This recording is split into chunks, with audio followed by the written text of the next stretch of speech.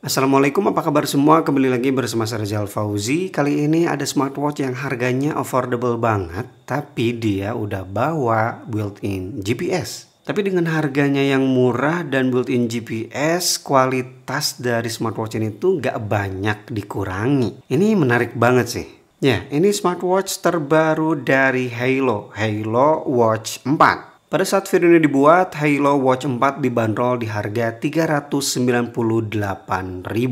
Gak nyampe 400.000, apa aja fitur-fitur menarik dari Halo Watch 4 ini? Oke, langsung aja kita bahas. Dengar kalimat smartwatch murah udah built-in GPS, biasanya kita langsung skeptis. Pasti bodinya jelek. Itu gak berlaku di Halo Watch 4 ini. Ternyata build quality di Halo Watch 4 ini solid banget. Saya pegang-pegang dan saya rasakan ini tuh nggak kerasa smartwatch murah.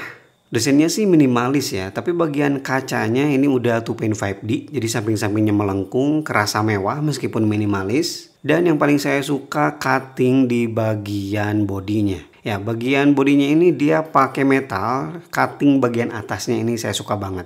Ada chrome kayak gitu, jadi kesan mewahnya bertambah lagi nih. Dan itu salah satu alasan kenapa smartwatch ini saya bilang gak kerasa murah sama sekali, meskipun harganya tadi ya memang murah. Tapi belakangnya seperti ini, ya memang bagian belakangnya ini masih pakai plastik. Nah, bagian sensornya ini gak terlalu menonjol, jadi cukup tipis. Kemudian tupin pogo magnetik untuk charging. Diklaim Halo Watch 4 ini ya, baterainya itu bisa bertahan sampai 1 minggu untuk typical use. Tapi kalau kamu terus-terusan pakai GPS, Halo Watch 4 ini bisa bertahan hanya 24 jam saja. Instalasi strap dia menggunakan sistem quick release di ukuran 22 mm. Ya, di situ ada keterangannya 22L. Strap bawaannya polosan banget, ya ini yang paling sederhana sih di bagian strapnya ya. Ini dari silikon rubber dengan material buckle dari metal. Dan untuk navigasi, Halo Watch 4 dibekali satu tombol sekaligus crown di sisi kanan. Ini menarik banget ya, di kelas harga segini crownnya tuh yang los gitu, mirip dengan crown smartwatch mahal. Tapi di sini ada haptic feedback yang kurang nyaman sih untuk saya, karena getarannya lumayan kerasa kasar. Padahal ini udah saya turunkan intensitas getarannya ke paling lembut. Jadi saya prefer dimatiin aja sih untuk vibration motornya. Dan Halo Watch 4 juga udah built-in mic serta speaker ya. Jadi untuk kebutuhan telepon langsung dari smartwatch ini udah bisa. Oke, untuk dimensinya kalau saya ukur ini lumayan tinggi ya, 47,5 mm. Kelebaran di 39 mm, cukup tipis 11,5 mm, dan bobot lumayan ringan juga 46 gram saja. Oke, ini dia Halo Watch 4 di pergelangan tangan saya 15 cm. Langsung kita coba raise to wake-nya ya. Nice, responsif. Sekali lagi. Oke. Untuk penyandingan sama dengan smartwatch Halo lainnya, yaitu Halo Fun, ada di Android dan juga iOS. Halo Fun saat ini udah mendukung share data ke Strava. Kamu tinggal masuk ke bagian profil ya. Kemudian konfigurasi, layanan pihak ketiga. Oke, di sini ada Strava. Kamu tinggal otorisasi saja. Untuk watch face yang tersedia udah banyak dan semuanya gratis di sini.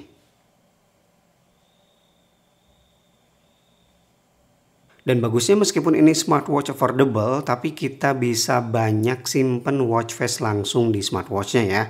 Biasanya kan cuma 2, 3, tapi ini bisa sampai 8 atau lebih. Tergantung memorinya ya, memori dari watch face-nya. Nah, bicara soal pemangkasan, kenapa smartwatch ini bisa murah dan built-in GPS, mungkin ini salah satu yang dipangkas sih, bagian display. Halo Watch 4 belum menggunakan panel display AMOLED, jadi masih pakai jenis layar TFT nih. Ukuran layarnya cukup luas ya, 1,93 inci dengan resolusi yang cukup tinggi juga, 320 x 380 pixel. Ya bukan yang paling tinggi memang, tapi ini udah cukup banget sih menurut saya untuk penggunaan harian. Apalagi brightnessnya juga digunakan di kondisi outdoor, ini masih bisa terlihat jelas. Ya kamu bisa nilai sendiri ya gimana kualitas layar TFT di Halo Watch 4 ini. Bagus loh. Ya palingan itu ya seperti biasa, kalau nggak pakai AMOLED ya kita nggak bisa pakai fitur always on display.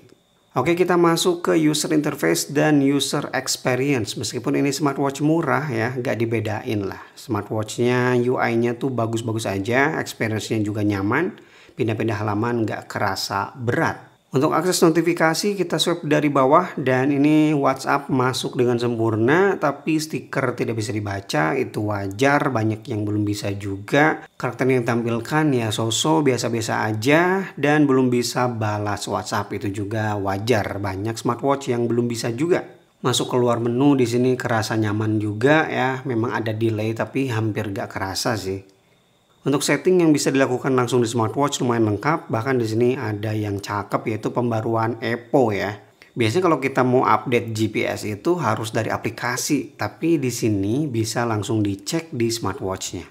Nah, untuk fitur kesehatan dan juga kebugaran seperti heart rate sensor, kemudian SpO2 atau bahkan stress level, semuanya bisa kita aktifkan all day. Kamu masuk aja ke aplikasi ya, by defaultnya memang hanya detak jantung. Tapi untuk stress level kita bisa aktifkan all day di sini. Begitu juga dengan SpO2 untuk mengukur kadar oksigen dalam darah, ini juga bisa all day.